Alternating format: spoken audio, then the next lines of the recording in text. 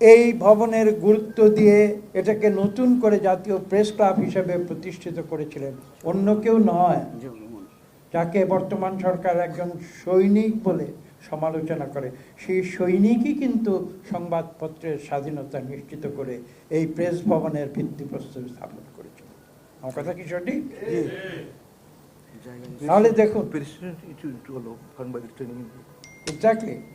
Exactly একজন সৈনিক হয়ে যদি সংবাদপত্রের স্বাধীনতাকে সম্মান করতে পারে, তাহলে আওয়ামী লীগ, আওয়ামী তো একটু উর্দু শব্দ তাই না, বাংলায় বলি জনগণের দল, ঠিক তো? সেটাও বাংলা, তো বাংলাও তারা তারা তারা সমালোচনা করে, নিজেদের দাবি করে অনেক কিছু বলে, নিজের দলের নামটাও আজকে পর্যন্ত বাংলা করতে পারে না, সে উর্দু নামটি রেখে দিয়েছে। কিছুদিন আগে শুনেছি পাকিস্তান সরকারের প্রশংসা শুনে উল্লসিত হয়ে গেছে, আবার অন্যদের বলে তারা নাকি পাকিস্তানের সঙ্গে আসে। আরে পাকিস্তানের সঙ্গে যদি অন্যরা থাকে তাহলে সরকার পাকিস্তানের প্রশংসা শুনে উল্লসিত কেন হয়? এই প্রশ্ন কি দেশে 18 কোটি মানুষ করতে পারে না? তো যাই হোক, এটা অন্য প্রসঙ্গ, আমি সেখানে আজকে যাব না, উল্লেখ করতে বাধ্য হচ্ছি কারণ প্রসঙ্গক্রমে বিষয়টি এসে গিয়েছে। আমি যে কথাটি বলতে চাই সেটা হচ্ছে এই, যে আজকে সরকার তারা দাবি করে তারা স্বাধীনতার পক্ষের শক্তি। তারা যদি স্বাধীনতার পক্ষের শক্তি হয়ে থাকে, স্বাধীনতার মূল যে প্রতিপাদ্য বিষয় ছিল সেটা তো ছিল গণতন্ত্র।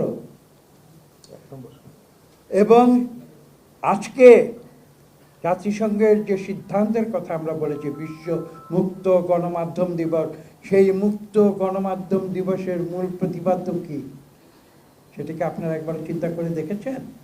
এটা কিন্তু জাতিসংঘের দলিলে লেখা আছে। মুক্ত গণমাধ্যমের মূল প্রতিপাদ্য বিষয় হচ্ছে কিন্তু গণতন্ত্র। গণতন্ত্রের কারণেই কিন্তু জাতিসংঘ মুক্ত গণতন্ত্র দিবসের কথা চিন্তা করেছে, ঘোষণা করেছে এবং পালন করছে।